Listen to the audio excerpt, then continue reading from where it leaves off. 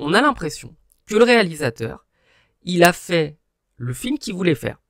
Et il y a Disney qui est arrivé derrière en lui disant « Non, ça tu vas mettre ça, ça tu vas mettre ça, ça tu vas faire des blagues, tu vas faire des blagues, des blagues, des blagues, des blagues, on veut de la blague. » Bonjour tout le monde, bienvenue sur la chaîne. Ça fait je crois 1 an ou 2 ans que j'ai pas sorti de vidéo, mais là, hier j'étais au cinéma et je me suis dit c'est pas possible ce film, je dois en parler, je pense qu'il n'y a pas beaucoup de monde pour l'instant en ont parlé, hein, le film est sorti il n'y a pas très longtemps, mais là je me suis dit ce n'est pas possible, le film ne peut pas s'en sortir comme ça, il faut que j'en parle, il faut que je dise ce qui va, il faut que je dise ce qui ne va pas, et donc un petit peu comme Durandal ou le Bazar du Grenier qui font des parties non spoil, des parties spoil, moi ça va plutôt être une partie où je vais dans un premier temps vous parler de ce que j'aime, de ce qui fait que le film mérite d'être vu, des qualités du film, parce que vraiment il y en a des énormes, hein, des grosses qualités, et là où je vais spoiler à mort, c'est sur ce qui ne va pas dans le film, sur les choses qui ne m'ont pas plu, parce que il faut absolument que vous sachiez en fait à quoi vous attendre quand vous allez aller voir le film.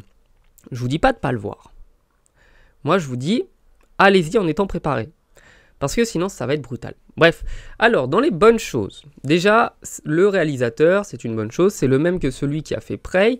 Donc on sait que c'est un très bon réalisateur, on sait que c'est quelqu'un qui a de bonnes idées, qui a des bons scénarios, qui pense vraiment à des choses qui sont intéressantes. Et la première bonne chose, c'est déjà le synopsis, parce qu'il y a certains films Predator où ça tire sur une ligne. Là, on a affaire à un Yaoundja qui s'appelle Dec, qui a été banni par son clan, qui doit donc prouver sa valeur à tous les autres en étant envoyé sur une planète extrêmement hostile, la plus dangereuse de toute la galaxie. Et ça, c'est une bonne chose, parce que on est toujours dans cet esprit très, je dirais, viril, hein, des Yaoundja qui sont des créatures où ils doivent montrer qu'ils sont l'alpha, qu'ils sont le plus puissant, qu'ils sont le plus fort, et ils ne se respectent les uns les autres qu'une fois qu'ils ont prouvé leur valeur au combat. Donc oui, ils ont un esprit de clan, ils ont un esprit de famille, mais ils ne l'acceptent que si tu prouves ta valeur et que tu prouves que tu es un guerrier incroyable. Par exemple, on voit, à un moment, attention petit spoil, dans les trophées, les différents trophées des Yaoundja, on voit des corps humains, enfin des têtes avec une colonne vertébrale humaine. On voit aussi d'autres animaux terrestres et on voit notamment un crâne de tyrannosaure, ce qui veut dire que les Yaoundja sont venus déjà sur Terre pour aller se friter contre des tyrannosaures, ce qui est assez sympa, assez marrant et qui montre un petit peu l'esprit où ce sont des créatures qui sont faites pour le combat. La deuxième très bonne qualité du film, c'est évidemment les effets spéciaux. C'est un film qui a mis les moyens qu'il fallait pour faire un beau film, un film qui est joli. La planète a l'air réelle. Donc on est vraiment sur les standards des gros blockbusters américains de notre époque, donc avec des planètes qui sont particulièrement bien faites. Là, c'est crédible, on s'y croirait vraiment. Ils ont inventé tout un univers qui est cohérent, un monde vraiment où, même si c'est très tropical, on a l'impression d'être en Amazonie, mais c'est cohérent, c'est crédible. Il y a des créatures qui ont des capacités et des dons particuliers les uns les autres. Et les créatures aussi sont belles, c'est-à-dire qu'on n'a pas affaire à des créatures qui ressemblent juste à des trucs de jeux vidéo, on a vraiment des créatures où pendant le film on se dit « Waouh, ça ressemble à une vraie créature ». On n'a pas la sensation d'avoir des effets spéciaux, et ça je pense que c'est une bonne qualité pour le film, de se dire que ce film-là vous montre des créatures qu'ils ont inventées, qu'ils ont imaginées, qu'ils ont pensées, et qu'elles sont crédibles. Ça, c'est vraiment une bonne chose. Troisième qualité du film, c'est que pour moi, il est bien ficelé, il n'y a pas de longueur. Bon, vous me direz, des longueurs avec un film qui dure 1h45, ce serait quand même chaud, mais il y a des films d'1h45 qui sont particulièrement chiants. Et c'est pas le cas de celui-là, c'est un film où toute l'intrigue, elle est cohérente, les actions et les mouvements, les gestes, les déplacements des personnages sont faits de manière crédible, de manière logique. Ce n'est pas par exemple comme 28 ans plus tard où on a l'impression qu'il y a des personnages qui se téléportent. Là, ce n'est pas le cas. On a vraiment un voyage, on a vraiment une aventure où tout est crédible et tout se fait de manière très fluide. On ne se dit pas mais comment il est arrivé là? Et ça c'est cool. Ça c'est cool. Quatrième qualité, c'est qu'il n'y a pas tout un tas de hors-champ pour vous expliquer des choses improbables. Non, en fait là vous pouvez comprendre littéralement tout ce qui se passe, toute l'aventure Mais ça rejoint un petit peu le troisième point. Toute l'aventure, elle est crédible. La cinquième qualité du film, pour moi, c'est les références aux anciens films. Je sais, ça peut sembler bizarre, mais pour moi, c'est important d'avoir des références. Ça montre aussi, mais bon, il avait réalisé Prey déjà, que le réalisateur connaissait la franchise, que le réalisateur avait compris l'esprit de la franchise, et d'avoir plein de références à Predator, sans que ce soit non plus trop lourd, hein, vraiment, c'est pas lourd du tout, et bah c'est cool. C'est cool parce que ça fait pas comme, je pense, à l'ignoble Dragon Ball Evolution, un truc où les gars ne comprennent rien à la franchise qu'ils sont en train de représenter. Et bah là non, c'est le contraire. Donc on voit qu'ils ont bien compris ce que c'était. Même si j'aurais bien aimé, je sais pas, une petite référence aux xénomorphes à un moment, ça aurait été marrant parce que, enfin voilà, c'est quand même, ça fait partie intégrante de l'histoire de ce film. Mais voilà, sinon c'était pas mal. Et maintenant qu'on a donné 5 qualités au film, et c'est pour ça hein, que vraiment je vous dis le film il est sympa, il mérite d'être vu au moins. On va passer à ce qui ne va pas dans le film. Alors la première chose, sachez que ce film c'est Les Gardiens de la Galaxie avec un Predator. Quand je vous dis Les Gardiens de la Galaxie, c'est-à-dire que vous connaissez, si vous l'avez vu, le ton un peu léger des Gardiens de la Galaxie. Ce film où on fait pas mal de blagues, on fait pas mal de vannes, où on a plein de trucs un peu mignons, un peu marrants, qui dénotent avec le côté brutal, un peu violent de tout le reste de l'univers. Et bien là, c'est complètement le cas. C'est-à-dire que oui, il y a de la brutalité, oui, il y a de la violence, oui, il y a des combats qui sont assez chauds, mais non, en fait, il y a trop de blagues. Et le film, sachez-le, hein, le film n'arrête pas de forcer les blagues. Le film va, à chaque fois qu'il y a une scène un peu sérieuse, vous faire une vanne en mode « Ah ah, c'est super drôle ça, non? Vous trouvez pas? Hein, c'est drôle, hein? C'est rigolo, hein? C'est rigolo, hein ?» J'en avais marre. J'étais en train de péter les plombs. Parce que ça n'arrêtait pas. Genre, le film ne pouvait pas être sérieux. Et c'est insupportable. Je suis en train de voir un film Predator. J'ai un Yaounja qui est sur une planète hostile, en train de se battre contre des créatures qui peuvent l'anéantir et détruire tout son clan en une fraction de seconde parce qu'elles sont surpuissantes. Non, je n'ai pas envie d'avoir des gens qui font des blagues. Parce qu'il y a une humaine qui le rejoint. Donc attention, là, ça va être que du spoil. Hein. Il y a à moitié humaine, une synthétique, qui le rejoint, un robot. Et ils vont trouver un Pokémon, enfin un Pikachu, comment il s'appelle? Bref, une petite créature qui va les rejoindre dans leur aventure. Et ils vont pas les deux arrêter de casser les pieds au Yaounja. Le Yaounja, il est là pour un objectif précis, il est dans son truc, et les deux autres n'arrêtent pas de le déconcentrer. C'est juste insupportable. La fille, même dans le film, hein, le Yaounja, il en a marre, il lui répond plus, parce qu'elle arrête pas de parler. Mais elle raconte sa vie. Elle lui parle de choses qui n'ont aucun intérêt. Et c'est tout le temps.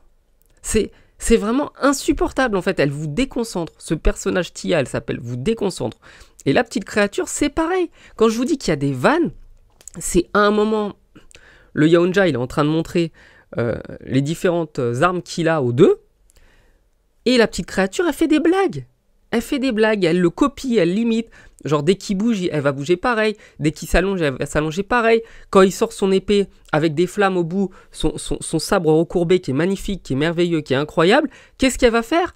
Hop, elle sort un bâton et puis elle met du feu. Et puis, oh regarde, moi aussi j'ai un bâton qui fait du feu.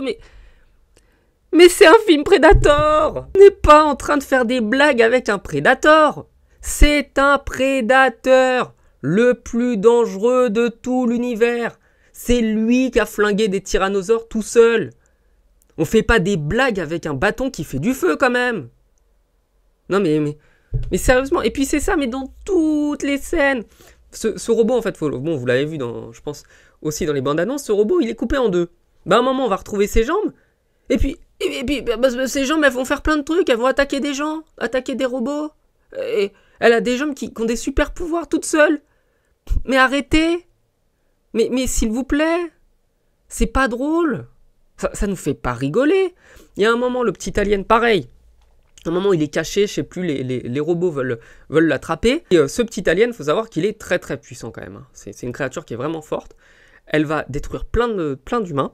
Et à un moment, elle réapparaît, donc elle avait disparu du champ, elle réapparaît avec un déguisement de Yoda. Mais vraiment, genre, elle est déguisée en Yoda, elle a une capuche noire avec une pointe. En plus, elle fait à peu près la taille de Yoda. Mais non! Mais arrêtez! En plus, ça suit une scène qui est, je ne veux pas dire haletante, mais elle est bien, elle est intéressante, où le Predator, il est en train de défoncer tous les robots. Il les détruit tous les uns après les autres, après s'être constitué une armée avec l'environnement qui était autour de lui, donc avec toutes les créatures qui étaient autour de lui, il va récupérer les pouvoirs des uns et des autres pour s'en faire des armes et devenir puissant.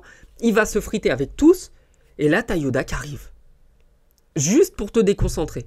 Juste pour que tu fasses « Ha ha ha, c'est rigolo, on dirait Yoda ». Mais non, c'est pas drôle. On veut quand même un peu de sérieux dans le film. Je pense, premier degré, que c'est comme Disney a récupéré le film, a récupéré les droits de la franchise, et bah qu'est-ce qu'ils se sont dit à Disney ? Des films interdits au moins de 18 ans ? Bah non, on va pas faire ça quand même. On va pas faire un film interdit au moins de 16 ans ou 18 ans, c'est hors de question. Donc c'est pour ça d'ailleurs que le film est interdit au moins de 12 ans. On va faire un film pour les enfants. Et donc, ça fait vraiment film pour enfants. C'est pénible. Ça, c'est vraiment le troisième gros défaut du film, c'est que c'est pénible d'avoir un film pour gosses dans un environnement qui n'est normalement pas fait pour ça. C'est juste insupportable. On n'est pas dans cet esprit-là. On n'est pas du tout dans cet esprit-là au début dans la franchise. Quatrième défaut du film, c'est qu'il est du coup super prévisible parce que comme je vous l'ai dit avant, c'est un film pour enfants. Et un film pour enfants, faut pas que les enfants ils soient en mode Inception ou en mode Shutter Island, genre à réfléchir pendant 110 ans à tout ce qui est en train de se passer dans l'environnement. Il faut qu'ils comprennent très vite parce que c'est bien évident, un enfant de 12 ans est un idiot, il comprend rien. On peut pas lui expliquer des choses complexes. Enfin, ça c'est ce que Disney se dit. Et on a vraiment un film pour gosses. Et donc le scénario aussi en fait. Enfin, le scénario, les rebondissements le sont aussi. Genre une demi-heure avant le rebondissement final, vais-je vous le spoiler, je ne sais pas, une demi-heure avant, on sait déjà qui est cette petite créature avec laquelle on se balade, on le comprend. Bon, attention, gros spoil, là je vais vous flinguer sinon le truc. En fait, la petite créature qu'il trouve, c'est le bébé du Kalisk.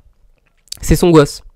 Et donc à un moment, il lui crache dessus, il lui envoie du produit, donc il y a son odeur dessus pour lui expliquer qu'en gros, il appartient à son clan. Et quand le Kalisk veut tuer le Predator, elle sent cette odeur-là et elle le tue pas. Donc en fait, une demi-heure avant le film, si tu comprends un petit peu l'esprit, tu te dis, mais elle l'a reconnu. Elle reconnaît l'odeur de son gosse. Et voilà, c'est ça qui est pénible en fait, c'est qu'il y a des ficelles qui sont trop grosses. Elles sont trop grosses, les ficelles du film, et tu comprends tout ce qui va se passer avant que ça se passe. Et ça, c'est encore une fois, c'est un vrai problème dans le film. Enfin, je pense que je vais vous donner le dernier défaut du film, c'est que il y a des scènes qui sont vraiment trop dans l'obscurité. En fait, les moments où Dec donc se déplace, ils sont pas bons parce que il se déplace, je vais pas dire trop vite, mais en fait la caméra fait que l'image n'est pas fluide. Et c'est vraiment embêtant parce que justement tout le film est beau, la planète est belle, et il y a ce défaut-là qui peut être embêtant. Ça fait un peu trop image de synthèse quand il court. Mais à part ça, je veux dire d'un point de vue purement effets spéciaux, voilà, le film il est quand même vraiment bien. Et donc, en conclusion, parce que j'ai pas voulu faire une critique trop longue, je vous dirais que le film a une bonne idée, que le film est beau graphiquement, mais le gros problème c'est qu'on sent que le réalisateur, parce qu'il y a des bonnes idées, attention, il y a des très bonnes choses dans le film, il y a notamment la première et la dernière scène qui sont géniales, c'est-à-dire que, bon je vous spoil encore, la première scène en fait, on voit Dec avant qu'il soit envoyé sur cette planète, parce que c'était pas la volonté de son clan de l'envoyer là-bas, la volonté de son clan c'était de le tuer parce qu'il est trop faible. Et donc son grand frère, va le défendre. Le père va donc tuer le grand frère en le massacrant, littéralement, devant les yeux de son frère. Va le massacrer pour lui dire que s'il défend les faibles, c'est lui qui est faible. Donc il va le tuer. Il lui tranche le bras, il lui tranche la tête. Et il la montre en trophée à Dec en l'envoyant justement sur cette planète. Et au retour, vu qu'il a appris de son expérience et qu'il a su devenir un combattant, il va se battre contre son père, il va réussir à tuer son père, à trancher la tête de son père, enfin il va vraiment le détruire aussi. et il va récupérer la fameuse armure qui les rend invisibles. Et bah en fait, vous prenez les 10 premières minutes du film et vous prenez les 5 dernières minutes du film et vous avez un truc super bien. C'est-à-dire qu'on a l'impression que le réalisateur, il a fait le film qu'il voulait faire. Et il y a Disney qui est arrivé derrière en lui disant non, ça tu vas mettre ça, ça tu vas mettre ça, ça tu vas faire des blagues, tu vas faire des blagues, des blagues, des blagues, des blagues, on veut de la blague. Et donc, dans ce film, on sent qu'il y a deux personnes qui ont décidé. Il y a d'un côté le réalisateur qui a voulu faire un truc crédible, et bien, et franchement, quand il a juste quartier libre et qu'il fait ce qu'il veut, c'est génial. Et on a Disney qui est venu foutre la merde dans le film. Et honnêtement, ce film, s'il pouvait le ressortir en retirant Disney du projet, en mettant juste des scènes crédibles, réalistes et des passages sérieux sans blague, sans aucune vanne, enfin vanne, c'est même pas drôle, mais sans tentative d'humour, et bah le film serait parfait. Et c'est pour ça que pour moi le film non n'est pas parfait. Disney aurait jamais dû mettre son nez dedans. Et ils auraient dû laisser quartier libre au réalisateur. Voilà, c'est ma conclusion. Donc n'hésitez pas à aller le voir pour vous faire votre propre idée. Il est pas mauvais, il se regarde, mais franchement, là où Predator ou Prey, vous pouvez le voir 2 fois, 3 fois, vous allez vraiment apprécier le film. Il sera oubliable. Voilà. Donc merci encore à Disney de flinguer toutes les bonnes licences. Ils l'avaient fait avec Star Wars, ils le font avec Predator. Grand bravo à eux. Bref, passez une bonne soirée. Ciao.